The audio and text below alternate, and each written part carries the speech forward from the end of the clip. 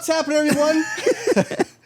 Today, David's back with us, and of course, we were just getting into this, but you mentioned how, of course, the world is wild right now. So we like just when this one past week, we've had, the whole congressman shooting thing. We've had the school shooting. We've had the Ukrainian girl on the stabbed on the train. Yeah. We've had, and most recently we've had the Charlie Kirk assassination. Yeah. And it doesn't, like, we are both raising children. Yeah. That have to deal with this shit. Yeah. And it like you said, it doesn't breed confidence. It doesn't make you feel safe out there. Yeah. But I mean, what are your thoughts on that? Because you said you grew up Christian. Yeah. I am as well, but I mean, I don't necessarily go to church. Mm-hmm. And that kind of like goes back to my grandpa because he got in a fight with the church. He got like in an argument with them or something, and he was like, "Well, fuck this. I don't need to go." And so he like kind of instilled in us like, it's inside you. It's not in a building, you know? And so like, it's nothing against anybody that goes there at all. Yeah. I mean, my mom, who heard the same thing from him, goes to church. My sister, who heard the same thing, goes to church still. But like, I mean, for you, like, what was it's I'm still kind of a little bit rattled. Yeah. Because number one, like you said, the faith, but number two, and this could be politics aside, but like number two, the whole dad thing where like it really you could see like how it changed him before he had a kid and after, and number three is like just what's happened since, right? So like a Target didn't get looted. Mm-hmm. Like there's no riots. Yeah. I feel like some sort of peace came over certain people, and then people who were kind of on the edge of like kind of with their faith or what they believed in politic wise, like, what they had like grew up with, really showed them in this past week, week and a half, whatever time has passed. And they've reassessed what they're willing to stand up for. And I've read a lot of comments. Like, I don't know. I'm like the comment warrior. I'll go in there. I'll like stuff, I'll like, I'll be like, you're dumb, So I won't make comments. Like, bless people like you. I won't be the first to comment, but I'll go in there and I'll reply or I'll like stuff, So I will watch the video and then I'll go to the comments and just kind of see what people are saying. Sometimes I get so fed up, I will just, I delete Instagram for times on my phone because it overwhelms me. And so, this was one of the times I don't have Instagram right now. I deleted it because so much stuff was coming out, hate speech and like people with their opinions. But I saw a lot of positive stuff too, So there was both sides to it. The stuff that really irked me, but then the stuff that I was like, wow, like a lot of my friends that I grew up with, they were not Christians. They wouldn't go to church and stuff. After this happened, their reposts are different, They're like writing like comments. I'll see comments on other posts that they're like you have no idea what you're talking about. Like, it's like, stop looking at the world from the point of view that, your parents raised you with and try to take it into account from your own perspective, kind of take everything aside and just see how for what it is, not what you were taught, not what your friends said, and then just take it in for yourself. And when I saw people that I grew up with that I knew that they were completely, left, and then they're just like reposting videos and things that Charlie Kirk said and all this stuff, it really gave me hope for people that I didn't really know, where they were going in life, kind of deal. And so watching like some of the reposts or videos that were being, liked and stuff or commented on, it showed me a lot of, little things about people that I had not talked to for a while come out of the woodworks. But for myself, I just told my wife today, I was like, you want to come out and you want to start giving people a piece of what you think, and kind of start being more vocal, like you said, about certain things. And then you watch somebody who's doing that just get murdered. And you're all like, where do I cross the line or where shouldn't I, like you start reassessing that kind of stuff. Well, I mean, if you're a true believer, and I believe Charlie Kirk probably was a true believer, you know, and you have to have respect for that regardless of what religion, like a true believer, you know, then it doesn't matter. You know, he's still vindicated in the end. Yeah. You know, not only here, but, you know, elsewhere. Yeah. You know, and I mean, you can see some of the evil in people too that comes out, really, you know, like people that you didn't expect it from sometimes, and like it blindsides you, like, ooh, I totally had the wrong idea of this person or whatever. I mean, you know, nobody deserves to go out like that, and nobody was really like celebrating and like cackling when like, I don't know, George Floyd died. Yeah. You know, or anything, you know, and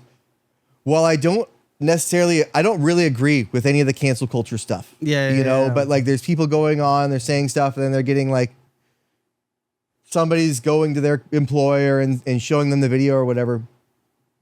And people are upset about that, but they forget that it wasn't that long ago where if you had posted something like All Lives Matter or something like, if you had posted anything against the COVID thing, or I don't know, anything like that, right? That it would happen the other way.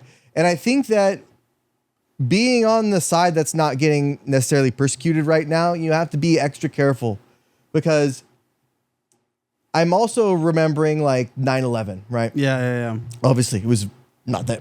I mean, it was 9/11. 2025 was not that long ago. Yeah. But you know, the whole 9/11 thing, and where the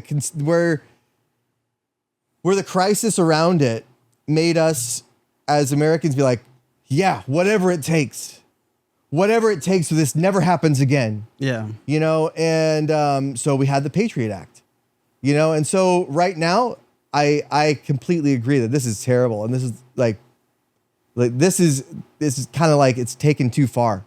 But we have to remember, no matter how mad we are, or no matter how bad things seem to be, we can't fall into that. We can't fall into that again. We can't say, let's pass this sweeping legislation. Let's start a list of all the hate speech, right?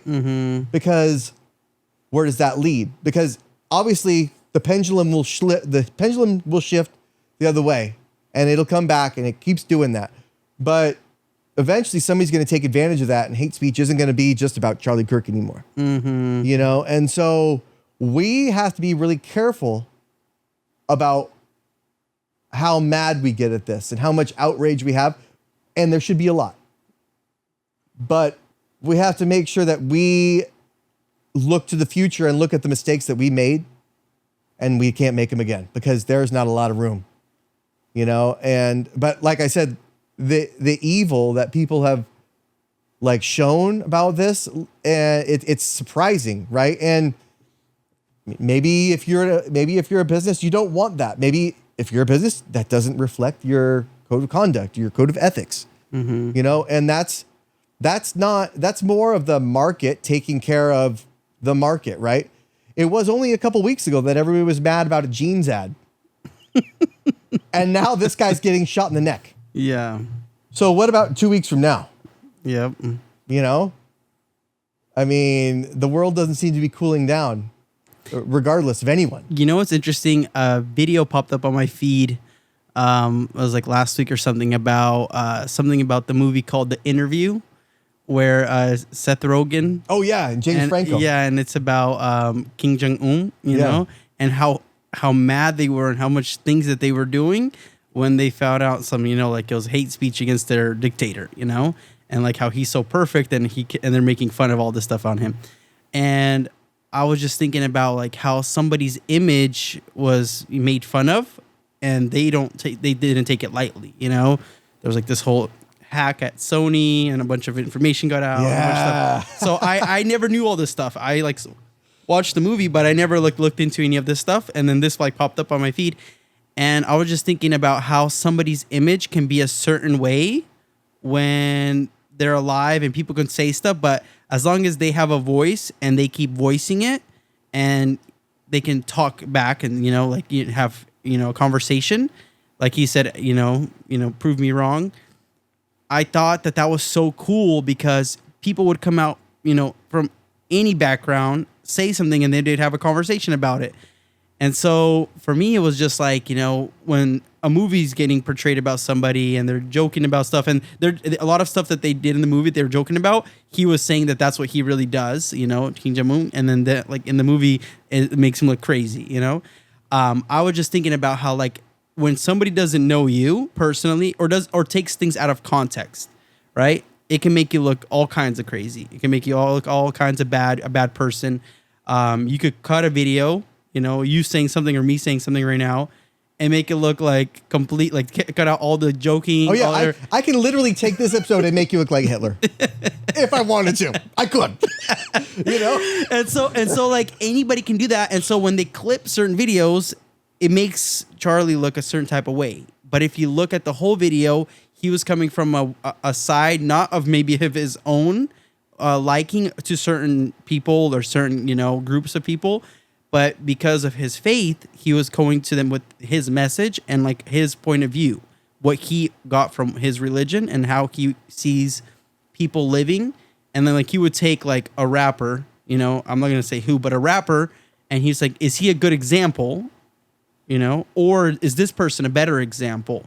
And like, if you looked at those two people, you would say, of course, this person's a better example. This person's rapping about money and, drugs and all kinds of stuff. And it's not really portraying a good way of life, a healthy way of life.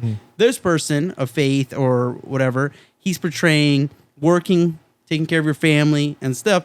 And people make him out to be the bad guy, So I was just looking at a lot of like stuff before I delete Instagram. It's funny how you delete Instagram, but then you still have YouTube and X and Facebook. Yeah, and who I'm am all I going to tag on this video now? What the fuck, David? And so I'm looking at all these like social medias that we have, and I liked one thing that Charlie said was on Friday nights he turned off his phone, and Saturday would time. So like you said, when he had kids, like stuff changed for him, and I really liked that because I didn't know that until like I saw these videos pop up. But turning off your phone is like you're giving your full focus to something, because our phones take up like millions and thousands of hours throughout our life, Like I don't even know how many hours. I didn't look into that. But one thing on my phone every week on Saturday night or Sunday morning, it says, this week you were on your phone for 7.5 hours a day. Yeah. And I'm like, a day, It like really sets in, And so when I saw the post where he says Friday night until Sunday morning, you can't reach me, like his phone is completely off. It really made me think about, maybe I need to kind of be more, focused and like, kind of shut myself out and kind of be more, involved, because a lot of times I catch myself, I'll pull up to the parents' place. I'm sitting on the couch. My dad's saying something. My mom's saying something, wife, whatever.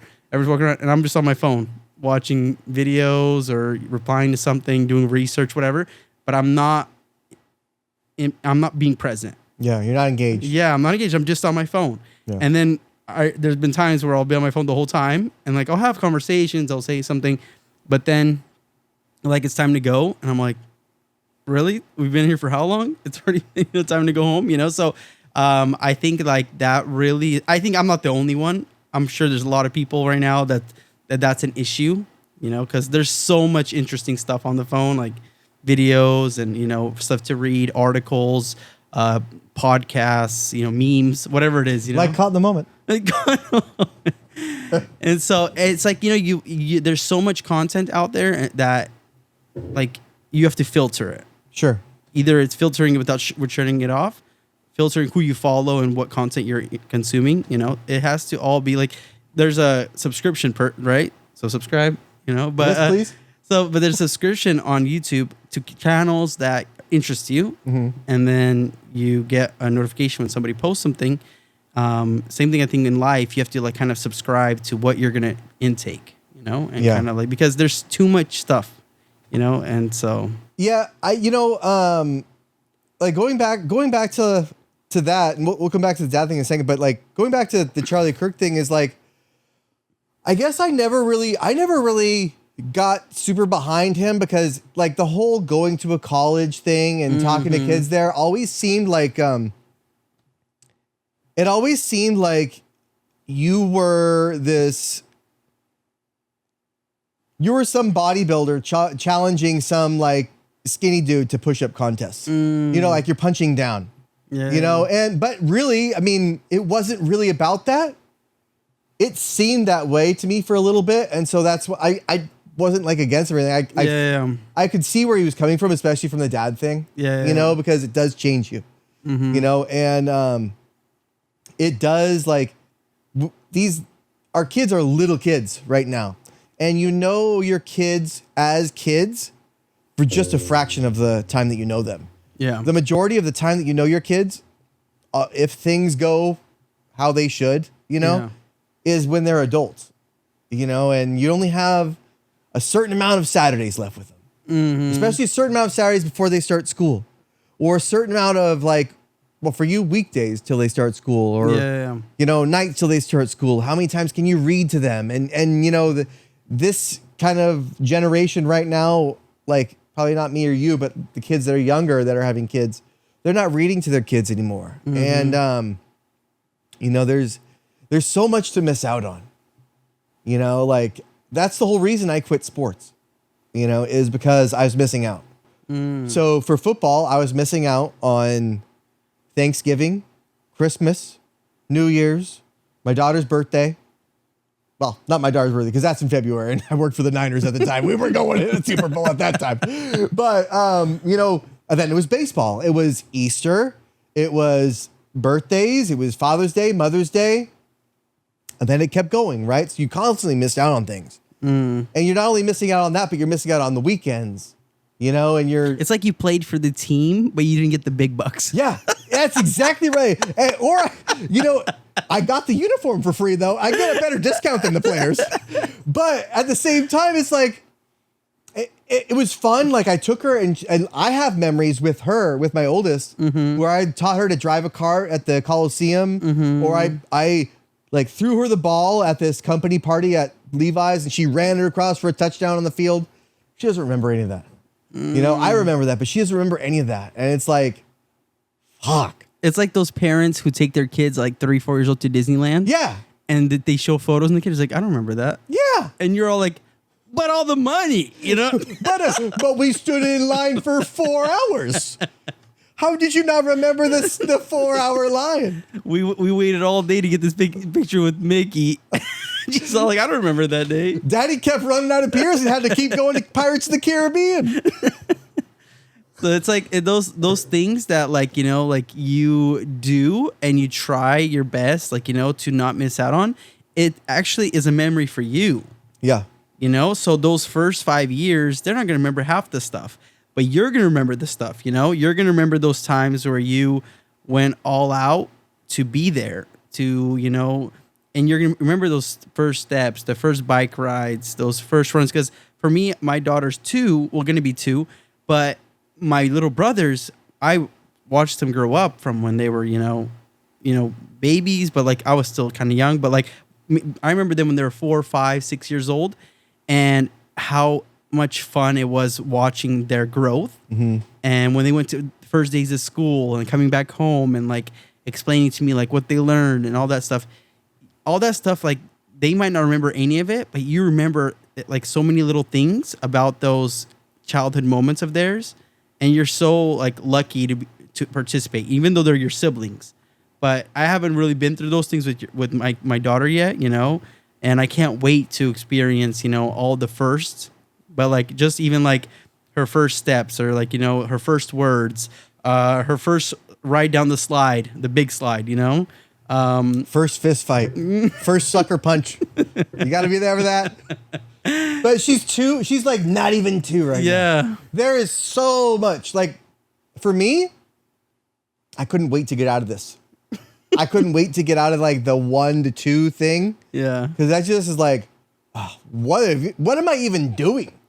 You know, because I'm a dad, and it's like, why am I even here? And then like there's the 3 and the 4 year, and then like they start talking, and they start like, oh, look at the golden bridge, the golden, like they say the words like that, right? And then they have like the tiny hands that you hold, and like you like walk and you go to the zoo with them, and you can point out things, and and notice things, and like it's more of like a little tiny person rather than like a baby, like a doll. Yeah. You know, and like, but and then it gets more and more, and now like I have a big kid and I have a little kid. You know, and it's like, oh, it's my last shot as a little kid. You know, it's like little tiny knuckle dimples fade away by the day. You know. Yeah, so that's why it's so important when you see somebody who had two kids, and you know they lose their dad, you know, and you look at that, and I think you kind of like put yourself in the baby kid's shoes, like how much you do on a regular basis. That maybe it's not noticeable in the beginning stages, but like overall, like just seeing how important a father is, you know, in a person's life. Like I just see my dad, and I just see the way he tries in certain situations, or the way he showed me certain things in life, you know, taught me. I didn't really appreciate it at the time, maybe, but like over the years, I learned to appreciate the things that he did. And even the times where he wasn't there, but he was out there busting his ass at 3 different jobs. He'd wake up, throw the newspapers in the morning. Then he'd go work at the post office, where he's just starting now. He's been there for 20 years. And then in the evenings, he'd go work at a pizza joint. And like I would see him for like small snippets. That's a hustler. Yeah. At one point, he stopped working at the pizza place because his friend said the big bucks are in the police department. And they both signed up for the basic academy. He meant in the vault where they keep the drug money, though. That's what he meant. He didn't mean in the paychecks. He meant like with all the little, like, you know, when they do the bus, you know, they just pocket the money. No, but he said that the big bucks are there. And so my dad, you know, he's like, oh, cool, let's go get the big bucks. And so they both went to the police academy. So my dad's doing the newspapers, he's doing the post office, and he's doing the police academy now. He dropped the pizza place, and his buddy died while they were on it. His name was Homer Simpson. No. Yeah, his name was Homer Simpson. Are you shitting me? I swear. That's his name. Yeah, I went to Homer Simpson's funeral. My dad made us all go to the funeral. So he went to the police academy, and he started having heart issues. And he came home one day, sat on his couch, and he passed away. Wait, from your dad? No, the Homer Simpson. Oh shit! I was like, holy fuck, dude, that's a Homer Simpson curse. No. That's Matt Groening coming back. And so my dad, he ended up finishing the police academy, and then he never became a police officer. My mom said it was too dangerous. Well, at least he's not a quitter. Huh? Hey, we were all at the ceremony. My dad was all suited up. He had like 3 job offers, and my mom sang the national anthem because my mom was going to Sacramento State University for a vocal musical degree. And when they told them, they're like, "Oh, you're singing national anthem." My mom sang the national anthem. We were all there. And this was 20 years ago, so I was like 11 or 12 years old at the ceremony. And yeah, my dad was like all suited up, had the gun, everything. And there was like 100-something people, and 22 people finished. And so my dad was one of 22 at the ceremony, and it was 21st Basic Academy at the time. Now it's like 40-something or 50-something. But yeah, he finished, and I remember my dad just like showing me the grit, you know, the grind. Yeah. Like I remember waking up in the morning, go to school, and my dad's sleeping on the laptop, you know. And I was just like, wow, this guy did not give up. You know, he went all the way. He finished community college. Then he went to the post office. Then he finished police academy. And then he stayed at the post office. And then they kept giving him raises. And he kept moving up in, you know, whatever you want to call those. Like you're a substitute. Then you get a regular route. And then you become like this ruler carrier. Or you stay a city carrier. But he became a ruler carrier. So once you're finished with your route, you can go home. It's not like an hourly. And he's been there for... 21 years, I believe now. And I always just tell him, I'm all like, you might have not taught me a lot of things that I like can say like, oh, my dad taught me how to fix my car, because he's not really a car guy. But he taught me how to work hard and not wait for anything. Just keep doing your job and know that in time, everything will be okay. Because when he started working at the post office as a substitute, it was like $13 an hour. And he was working at the throwing the newspapers in the morning, post office, and the pizza place he couldn't work at the post office and cover the bills because we had a fluctuating interest rate at the time. Oh, like an option arm? Yeah, something. It was like they bought the house in 2004, and in 2007 the interest rate jumped. In 2008 it went even higher. Yeah. And so my dad kept paying for the house, but it just kept climbing. And then we ended up short selling our house, getting out from underneath it. And then they bought a house like 2 years later, a year later, for like half the price that house was. And what's funny is that house is cheaper now than the one that we have currently. So like they kind of got out from underneath it, like with the short sale, with some money that they saved. And my mom like worked her magic, you know, she's always with the finances, but they ended up buying a house. So like they came out on top with the deal. But I mean, just the way he was working all those crazy things and doing everything he had to do, it just kept showing me that like this guy does not give up. I mean, like I remember somebody called me, just this story reminded me, they called me and said, your dad's car's in a ditch. And I was like, no, they're tripping. I was like, it's not my dad. You would have lifted it out of there already. Yeah. and then we called my dad. And he's like, yeah, I'm in a ditch. So what happened was he was in the police academy, the post office, and then the newspapers. And he was just driving home. And he's like, my eyes just went black. And so he fell asleep. Good thing he went to the right instead of the left side. Yep. And so he went into the ditch. He hit like 3 mailboxes. It was like a city area where like a businesses. So no. He like, took out 3 mailboxes. Were they on his route? No.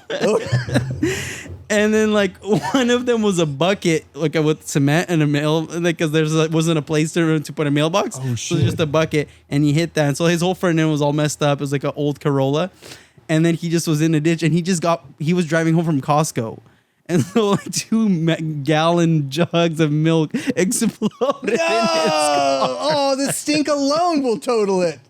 Oh no! My dad said he's like, I got rid of that car so fast because he bought a different car, like a truck, but it wasn't fixed yet. He's like, the smell was horrendous in there. Yeah, I bet. It was a summer day and it just started all like stinking up in there.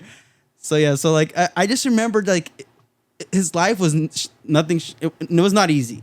Yeah, everything short but easy. But he was willing to do everything and anything. And yeah, my mom just always told me because back in Russia, in Soviet Union, the postman was like the lowest of low jobs. And my mom would always joke with him, like, if you don't, figure out what you want to do with your life, you're going to become a mailman.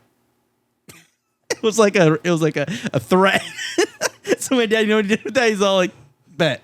There's a waiting list for those now. Yeah. Because they get taken care of. Yeah. So, but now, like, I remember my parents went to Washington State and met with some of my dad's friends growing up. They all live here now, and they're like businessmen. Some of them have like their own trucking companies. Like they're well off. I remember my dad told me he's a mailman, and they were like all laughing, but they don't really know what a mailman like makes. And then he's like, yeah, he's like, I live in a decent neighborhood and I make decent money. And they're like, oh, okay. But like at first it was like, no, you're not. What do you actually do? Like that they were all joking, But yeah, my dad, he just always tells me, he's all like, it's not about how much money you make. It's about making sure your family's doing okay. Well, if you come, how old were they when they came over? My dad was 29. My mom's 3 years older, so she was 32. Oh, he got the cougar, huh? Hey. I always tell my dad, I was like, how did you even like find mom, He was at a wedding, at his cousin's wedding, and my mom was there. And my dad was just like walking around playing his guitar because he's like played the guitar. And my mom really liked music, So she heard my dad sing and everything. And my dad said, I noticed her, but I didn't pay her much attention. And then he's all like, I started writing her letters. And that was like the letters time. And he just started writing back and forth. And then I guess another family event, because now they're related through cousins somehow. They ended up getting closer and stuff. And then they started, talking more serious. Cousins by marriage. Yeah, cousin by marriage. Okay, because we're not in Arkansas. They're not cousins. They're cousins by marriage. Yeah. They're related somehow through cousins now that were married.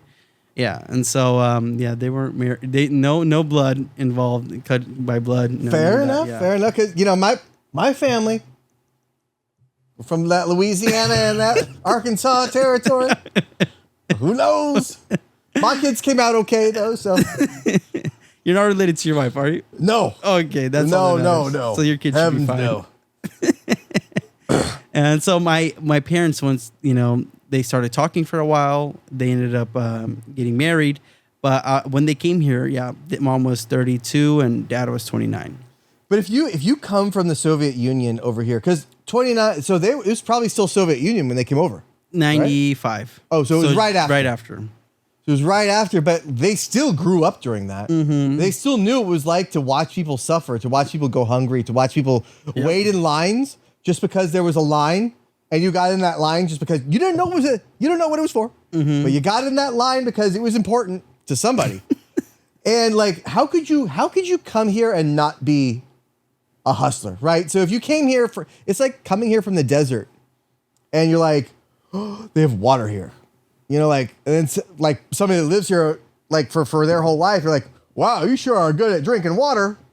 Like, well, yeah, there's no water over there. Mm-hmm. Like, there's no opportunity over there. So you come here and like, there's a lot of opportunity. And so like, your dad's like, I'm going to do this. And he did it. And he excelled. And he's like, I'm going to do that too. And that one, it's like that kind of mentality. That's a hustler mentality. And it's not really, we don't make that anymore. We haven't made that in a while. Yeah, I always tell my dad, I'm all like, you started so many different careers, because he was like trying to become something in nursing, then this, and then he finished with a computer science degree, two associates. And my mom was just going to school, and a lot of my mom's family, none of them have degrees. My mom was just so set out to get a bachelor degree or some sort of degree, because she's all like, I have the opportunity to get one. She had all the financial aid because she had 5 kids. But she was telling me, she's like, I want to do the best I can in the country that I'm living in. If that's learning the language, getting a degree here, working at a job. My mom worked at like a medical supply center, then like at some other place as a manager. Then she worked at a school. Right now she works at a charter school. And I just saw them both work so hard to give us everything and more.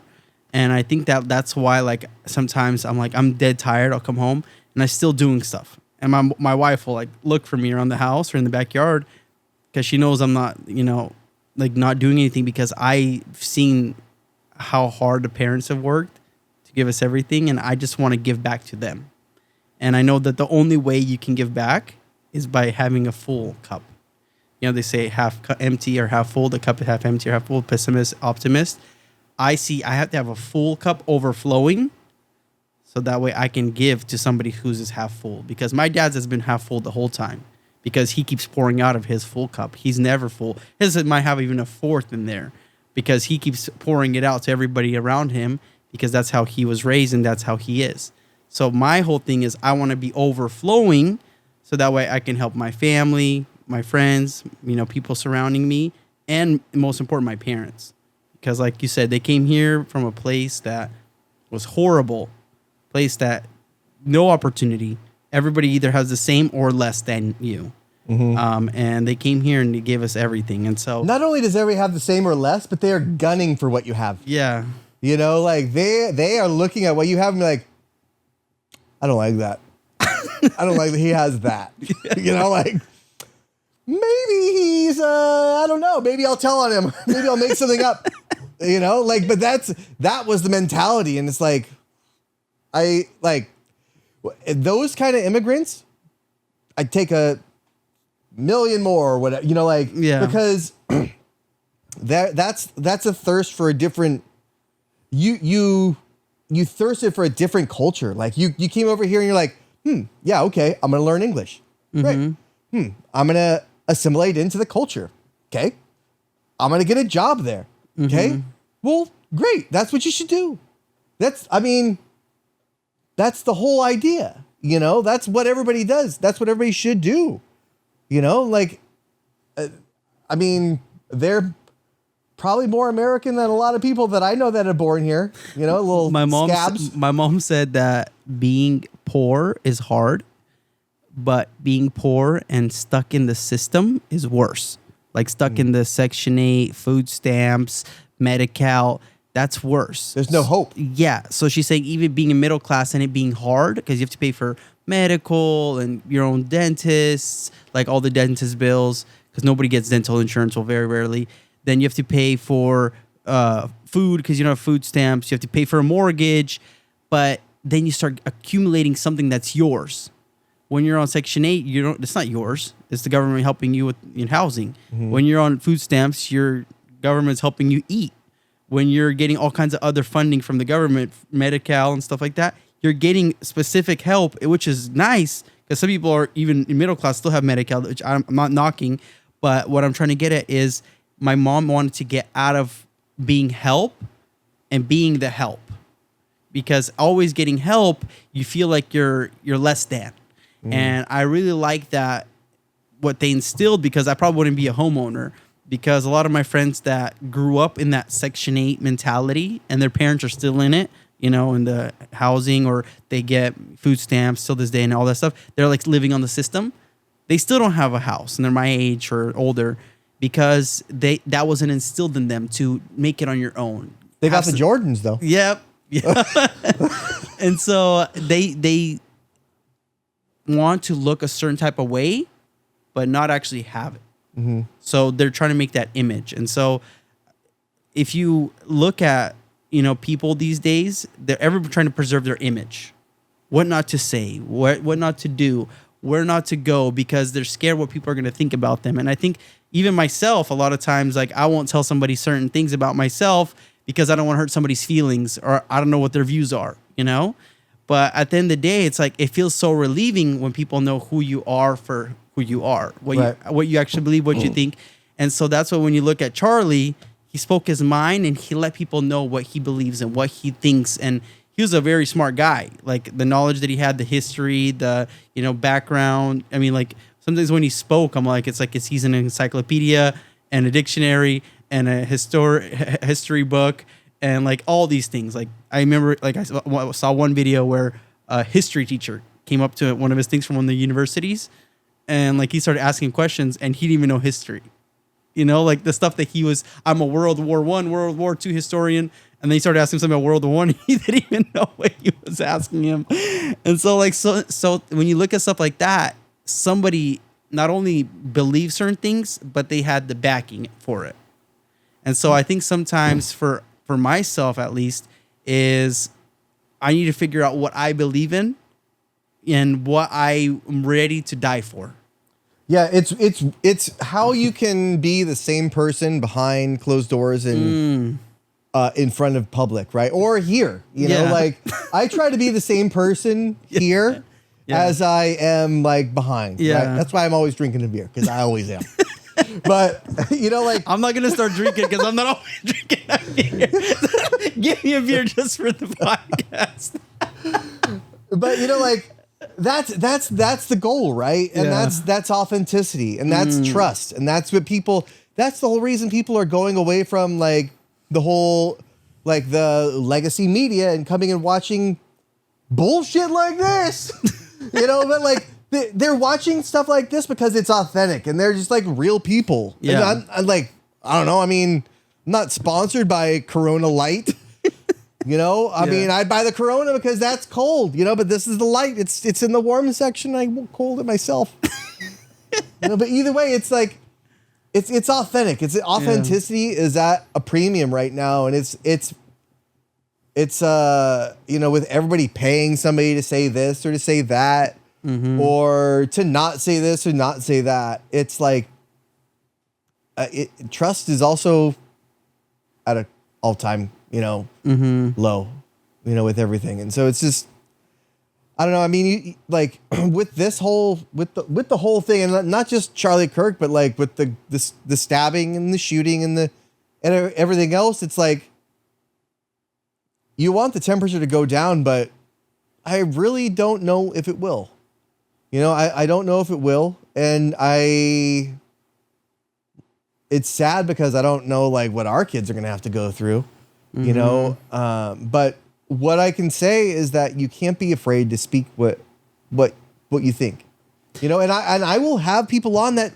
I've had people on both sides, I've had people on that really do not like Trump and people that really, really do, and people that really could give a shit about either way. Yeah. Those are the good ones. But, like I'll have anybody on. And I think that's what we should take away is like, at the end of the day, he was having conversations with people. He wasn't calling people out. Like, you can look up any clip, and like you said, it's all about context, but play the whole clip, and you can see where he's coming from. You may not agree with it. You may. Or you may agree with the people that he's talking to, or you may not. But we should keep talking, because when the talking stops is when the violence happens. And I don't know, people, I don't have any like video that I've seen about this, but like you just said that, but like Martin Luther King Jr., why was he killed?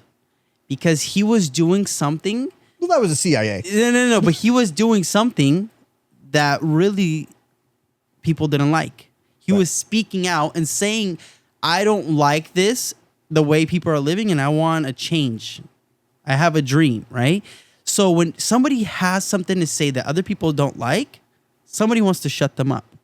Yeah. You know? And so, like you said, what kind of world are our kids going to live in? I don't know. But one thing I like about the world that we do live in is it's harder to hide things. Yeah. Because back in the day, somebody could get killed, no cameras, no footage, no social media, and nobody will ever hear about it unless somebody writes a letter and ships it somewhere, and then, you know, they come out and they start, you know, screaming at the corners of the, you know, city. It's all bullshit. It's like, you have one camera, you're like, hey, we landed on the moon. Watch them. You know? Don't mind the bubbles coming out of the helmet. Don't worry about when you have the footage of the shuttle leaving. We didn't leave the cameraman behind. Don't worry. That's robotic camera. The camera's gonna lift off and it's gonna land on the earth. Even though it's panning up, there's AI now. Yeah. So it's like there was this video, right, of this UFO coming and getting shot by a missile. Yeah. Right. And I don't know if it was a Sidewinder, an AMRAAM, an AIM-120. I don't know what it was. But this missile hits this thing and it like shatters and it comes and reconstitutes, right? And like Sean Strickland from WWE was like, why is nobody talking about this? And it's like, dude, you can't believe that. You can't believe shit. They can literally come out and say like, oh yeah, hey, aliens are real and blah, blah, here's a video. And you're like, but really? Look at that pinky finger though. It looks like it morphed somewhere, you know, like, you know, because AI will do that little thing where it still gives people that sixth toe just for a second, you know, or that sixth finger or something. Yeah. And or like something like holograms. It's like like, you know, it's not. Yeah. And there was this video of Trump not that long ago where I think it was during the Charlie Kirk thing when he announced it, but like his pinky did like a weird thing. Yeah. And so I think that could have been AI, but also the previous administration, you had a Joe Biden that was like 5'10" one day, and then he was like 6'5" the next day. So, and you could tell because he's walking next to his wife. One day she's like here, and the other day she's like down here.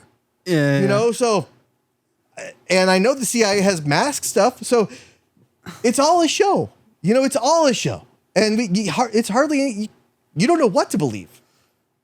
Yeah, it's like 9/11. It's like, oh, it was the planes crashed into these two buildings, and then they shattered like an explosion that would be like you know, one of the ones that they would just drop one of those buildings. The same thing happened with that one, but no, it was those planes. And what about Tower 7?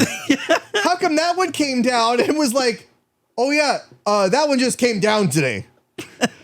What do you mean that one just came down today? Like the BBC reported that it came down 2 hours ago, and it's still there. Oh, and then in 3 hours it comes down. Yeah. And I mean, yeah, and luckily that guy's passport survived, huh? That terrorist passport. Man, if only that plane was made out of passports. Shit, huh? Wow. Anyway, I mean, don't get me started. You see all my papers up there. I saw that. I didn't see that. No, but you know what's interesting to me is that people will say conspiracy theorists, and then it comes out that they are not. You know, like the COVID-19 thing. You know, like so many people were conspiracy theorists and this until like, oh, Fauci made this up, or Fauci, it was in the lab. Yeah, it was in China lab. This is real. It's the China virus. Yeah, and it's like you look back at all the information and you're all like, what do I believe now that is being put out? What news can I like? Trump's always saying fake news. You know. Because a lot of times, what is it? It's just being doctored for us And I really like when there's the elections is my mom will get certain news and my dad will get certain news on their phones. And they're like, this is why Trump is bad. This is why Trump is good. Or are they on opposite sides? No. They're both on the same sides, but I guess my mom doesn't watch the news. Oh. And so and doesn't really go through her phone, stuff like that. So they have an assumption of what she needs to see. And my dad, he's really Republican. And so they know what to send him because my dad sends money to the Trump Foundation. Oh, really? Yeah.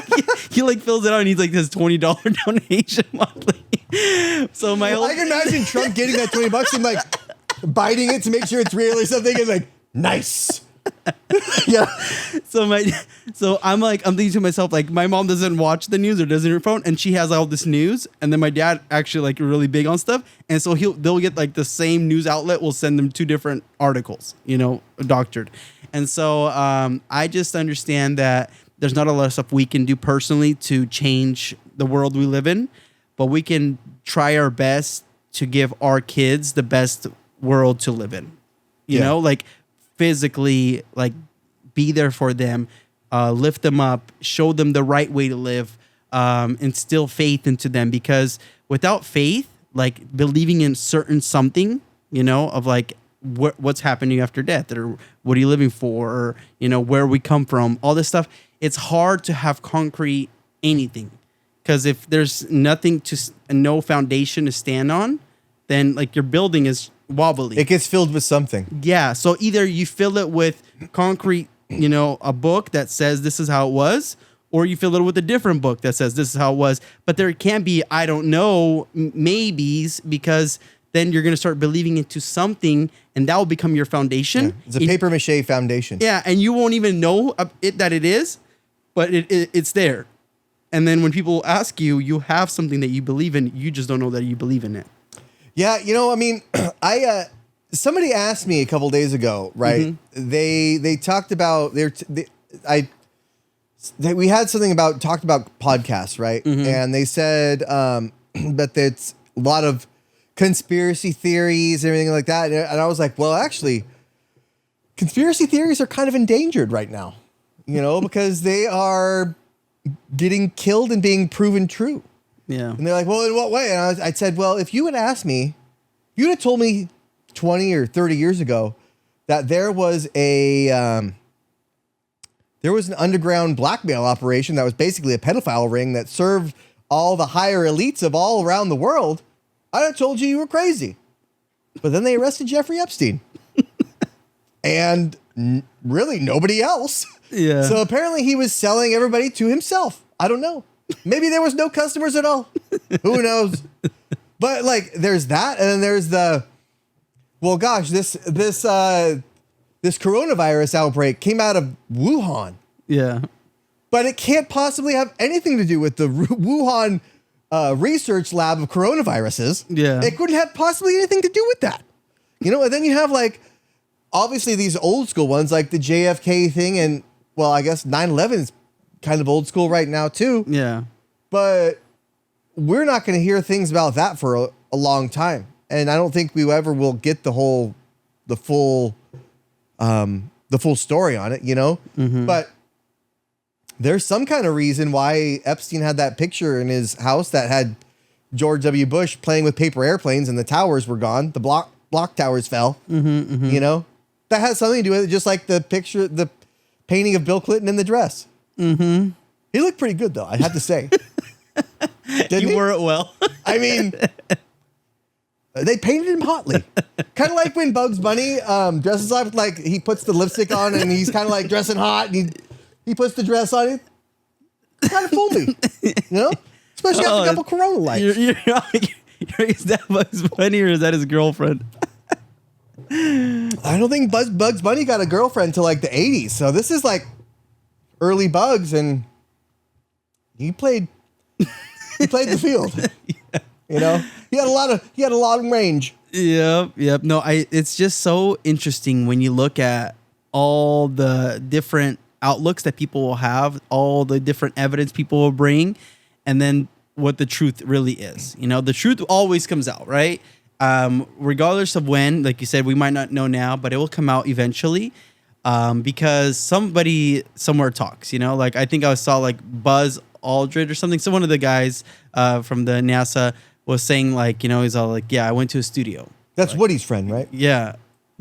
Buzz Lightyear. But yeah, he's saying like, I went to a studio. We never flew anywhere, and so when you look at Neil Armstrong and like, when he comes back from, going to the moon and he's not excited whatsoever. Oh, he's just tired. I was like, I don't know about you, but if I was just at the moon, I don't know how tired I would be. I'd be over the moon. Yeah, I'd be pretty jazzed. Yeah. So, I mean, I don't know, once we go to the moon or something, but hey, we tricked you guys. You guys thought we went to the moon, huh? We got you.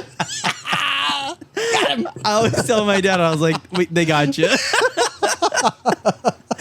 So somebody had to go there. But you know what I always tell people? I'm saying that everybody was in on it. Sure. Because you can't fool other countries to think that you did something if they have satellites, if they have, all this tech that they can, look, if they were so in such a competition and we never went, people would know about it unless they were in on it. They're like, okay, we'll give you guys this one, And I hope I am wrong. And I hope that we actually did go there and it's like, hey, just like in that Transformers, the Revenge of the Fallen movie, where it's like, hey, cut the feed. And they cut the feed for like 30 minutes or whatever, and they go to like the dark side. Oh, that's Dark of the Moon. I think that's the one. Yeah. But they go to the dark side and it's like, okay, here's where the Autobot base is, or like the Decepticon. And it's like, oh yeah, there's aliens there. That's why we went to see. I hope that's what it is. I hope it's that. I hope it's not that we just never went there. Like, come on. I hope that you are extra smart and just not telling me, rather than thinking I'm an idiot and completely fooling me. It's like, like where in Men in Black, they just like flashes. Yeah. Man, I hope you didn't do that and then also change the spelling on Berenstain Bears. And also delete that movie where Sinbad played the genie. Yeah. It's not Shaq. Yeah. Well, that was Kazam. Kazam, yeah. I actually have that. I have that video game on Super Nintendo. Yeah. Kazam and Shaq Fu. Yeah. Shaq he was a commodity in himself back in the day. You don't get that. There's no LeBron Fu. Yeah. Or I don't know, LeBron playing a genie. Yeah. LeBron doesn't play anything. It's the stupid Space Jam movie, and that's all he's got. That's nothing. They would take anybody who would have any sort of fame, and they'd just put him everywhere. Blow him up. Yeah. We need you here. We need you here. We need you here. It was put the fat guy from Jurassic Park in it. Yeah, you just look at, it's just so interesting how you look at how anytime they'd have any kind of attention span to some person, that they're like, oh, we could get people's attention to this. Mm-hmm. They're like, you're here. Now it's kind of like people are all like, I don't really want to do this, and so they kind of have a choice. And then plus people are really critical, of like certain acting now as to back then it was like, oh, this is great, and then you watch it now, you're like, this is not that great. Well, and you have to appreciate the 90s for what it was. Is like the 90s they were good about blowing shit up. Like if you, so I don't know, there's a movie coming out, right? And all of a sudden there's Happy Meal toys. There's toys released in Toys R Us. The VHS goes on sale. Also, we need a Pizza Hut promotion with those little puppet things. Mm-hmm. And we need activation here. And like, they were so good about that. And they were also like, hey, we want to sell some more toys. Write a story. Okay, how about these? So there's these 4 turtles and they're raised by a rat. Send it, get it done. And like that kind of thing was like, get it done, get it. Street Sharks, get it done. Everything is like, holy shit. And I mean, you could kind of look back to where like that kind of started with the Beatles, right? Yeah. Where it's like, the Beatles are out. We need to manufacture another one. Send the monkeys. The 2 E's with the Davy Jones, that guy. You probably don't know. No, I have no idea. There was a show called The Monkees, and it was 2 E's at the end. It was like, hey, we're the monkeys. Okay. Josh is all like, yeah, anyway. No, it's like sometimes my dad will try to tell me of the good old days, you know, like he'll find times where they're the good old days. And so we had this and this and this, and he'll try to talk to me as if I remember them. And like when we did this, or we went down to the street place and we got these snacks, or we went to this little restaurant place, or when, you know, we went with the buddies to, you know, this little fishing spot, and it was like right behind the store or whatever. And I'm sitting there like, yeah, Dad, I wasn't even born yet. And I was like, and I grew up here, you know? So it's like you try to like, you know, be like, yeah, you know, or I'll be like one of my cousins who's like 15 years older than me, and he came here when he was 20. And he'll try to tell me of like his teenage years and like all this stuff they used to do in like this place that they went to after church and stuff. And I'm all like, yeah, dude, I wasn't there. Man, I always forget you're like 15 years younger yeah, than that's me. a Walmart now. Yeah, so I don't know. It's like you talk about Blockbuster, right? I grew up in the Blockbuster time, you know, but like my brothers don't know anything about it, and we're like, you know, like 8 years apart. Oh, because they're so much younger. By the time Blockbuster was almost already not a thing, they had the red box for the $1 in front of this every, you know, gas station, everything. So that's what they remember. They had like video games in the red box. They had, you know, movies and everything. So, and then Netflix came out, and, you know, and then video games weren't, you know, you had to wait in line at GameStop or whatever. Or you had Steam. Yeah, you had to just go on to you know, your console, pick a game out and buy it. Yeah. And so it's just like those little things change, and we change with them.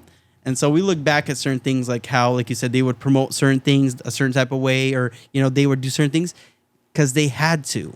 The attention span was radio, you know, TV commercials, billboards, stuff like that. Now it's like social media, you know, like I think, I don't know if you know Gary Vee. He has like a show and stuff. He's from New York. He always says that social media is the #1 advertisement. You know, if you don't have social media, if you're not pushing on social media, it's like you're dying with like the older stuff. You know, you think that commercials mean anything? He's like, once you have a social media following and you promote anything, sold. You know, you're going through social media, there's little ads that pop up. So that stuff is selling. You know, you press it, there's a link, goes straight to Amazon. There's a link, it goes straight to the website, you know, Nike.com. So it's like social media is such a big thing, and advertisement, that like attention span and pushing something, they did everything and anything they could do, because not everybody had internet in their palm of their hand, you know? So they had to make it pop. They had to make it look cool. Put it in McDonald's, you know, put it, you know? So yeah, like I remember my dad would be driving and there'd be a commercial on the radio and you hear something. I remember you'd hear those commercials so vividly on the radio, and there'd be a phone number or something. You're like writing it down. If there's a sale, if there's a movie coming out, you knew exactly every word that commercial said. 1877 cars for kids. And you're just like, that was amazing. And then you wait for that commercial again, you know, or on TV, you're like, that commercial pops up, you know. But yeah, so what I was saying was just like being able to have advertisement at the palm of your hand, regardless of what it is, you know, just like being able to put something out there. And just remembering how like it was back in the day, from when it was a commercial or on the radio, knowing that like you see something and it sticks with you. You don't want it to, whatever, right? Like a phone number back in the day, you remember everybody's phone number. Oh, hell yeah. But now it's all like, if I don't know somebody's phone number, I have to go to my phone log and like look up their name, and, you know, and then I'll share the contact with you. Like the only phone numbers I actually remember are the ones that I used to know. Yeah. Like I still know my house phone number back in the day. I still know like my mom's and dad's first cell phone numbers, because they've already changed multiple times. But like those things, they stick with you because they were important. You get stuck somewhere, you got to call somebody. Can I borrow your phone? Or you go into your friend's house and you go to his, you know, house phone, and my buddy's dad still had the one you turn. A rotary? Yeah. And the thing is not because they couldn't afford one or they didn't have it. He thought it was so cool, and they had it in their kitchen and had one of those crazy long lines. Kind of is.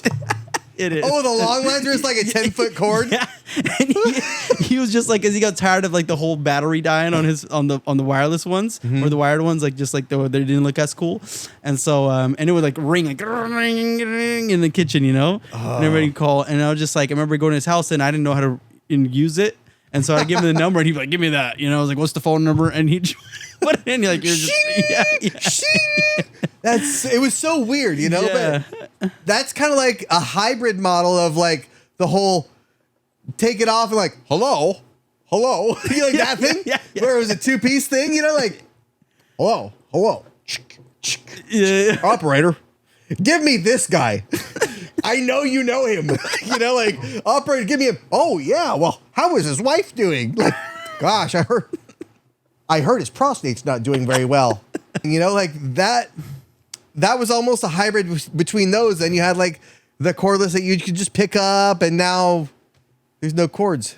You know? Yeah, and the thing is, like, your memory slowly but surely fading from, you know, like remembering like our short-term time span, like, you know, like memory time span. It's like 30 seconds, you know, you want to see the next video. And so like even memorizing certain things, like I'll have a conversation with somebody, like, and it'll be a good conversation, good time. I'll come home, don't remember what we talked about.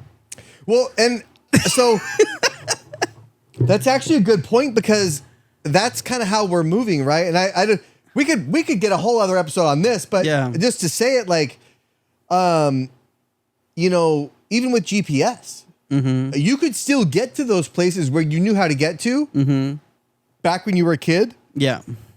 But now I need my GPS to go to like the Costco across town. Yeah. You know, or I want to know if there's traffic.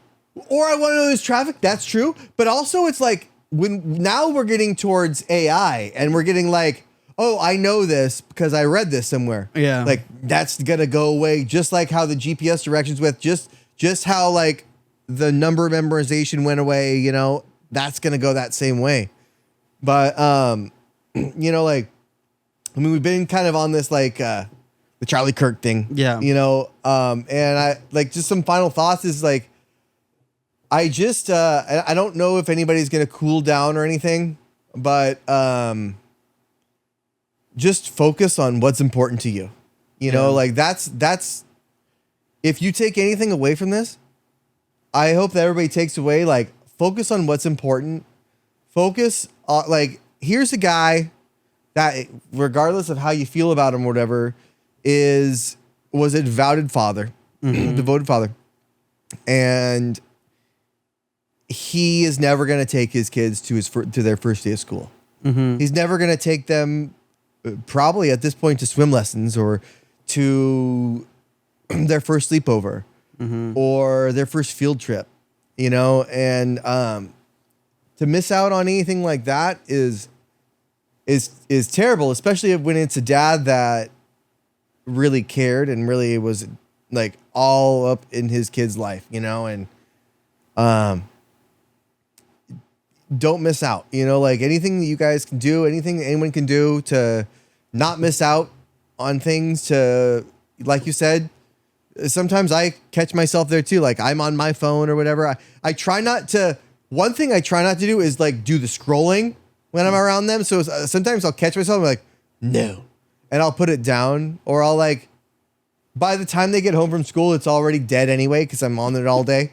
And so I put it on the charger, you know, and then, so that's kind of like, you don't have to turn it off, but to be present is, it gets harder and harder every day. And it's like, for people like me or you that we still have little kids, this time isn't going to last forever, you know? And, there's only going to be a certain amount of movies that they're going to want to watch with you, and that they're going to get it, you know, and they're going to understand it. Like the time when you can watch like Charlotte's Web, and the time when they get it, they get like the meaning of life. They get like the spider gave her life for her kids, everything, to where they don't want to watch movies with you anymore. That's only a couple years. That's like less than 1,000 days.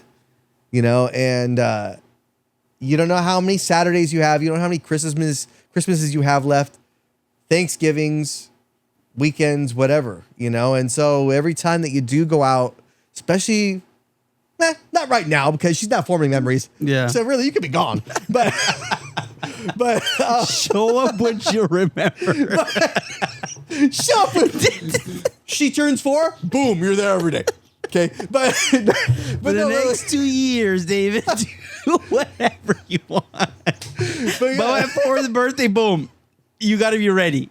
Exactly. Practice now. But so, like, I mean, that's basically my what I'm taking away. I mean, and as far as like, I will probably get into the politics of it and everything later on, somewhere down the line.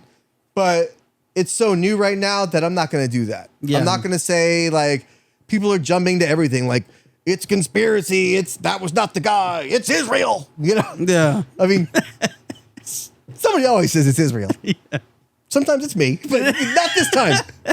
You know? Well, anyway. So, final thoughts, David? Final thoughts. I just think that a lot of times we try to do certain things, not because maybe we think that they're the right things to do, but because we want to get reassurance from people around us. And I think sometimes we need to push that to the side and not really care what people will think, but be authentic to yourself. Because if you're not authentic and you're not real, like you said, you try to be real here as you are in your real life, closed doors, closed garage door, whatever it is. I want to be able to be authentic regardless of where I'm at, who I'm talking to. You know, talk about my faith, talk about what I believe in, things that matter to me, family, you know, care about, you know, people who maybe I haven't talked to in a minute, you know, call them, you know, tell them like, you know, I care about you, you know, how are you doing? And I just look at that as, you know, we know how much time we have left. There's this thing I always think about, just like for final thought, is how many summers are there left that you will enjoy? That summer sun, that summer vacation trip, how many summers, how many Christmases are left? You know, like those little things that like come and go really quick, but like how many of them do you actually get to enjoy? You know? And so like, I just want to be able to look back, you know, 10, 20 years from now and be like, I was my authentic self. And I was present. I said what I believed, and I try to tell people, you know, like, you know, you're not going down the right path. This is what you should be doing, and take it or leave it. You know, people will hear whatever you have to say, and it could come in one ear flat the other, or they could ponder on it and take something for themselves. People who watch this podcast take some stuff, laugh about some stuff. Some people are like, not watching that. But you know what I'm saying? Like people will take whatever they want from, you know, what they hear, but be real, because at the end of the day, there's already enough people who are faking it. People are getting paid sponsorships deals to say stuff they don't even believe in for the money. As long as we can be authentic for the period of time that we can be, let's do it, you know? And I think that that's what I'm taking away from this is be as authentic as I can be, and just being there for people who care about me. And even if they don't care about me, try to care for them. A lot of times people are all like, oh, nobody cares about me. Make that phone call. Let them know that you care. Yeah. Or just make the phone call and let them know that you don't care about them either. Hello? Yeah, I don't care about you. Bye. On that note, David, appreciate you coming by. Yeah, thank you. All right. See you guys. Bye.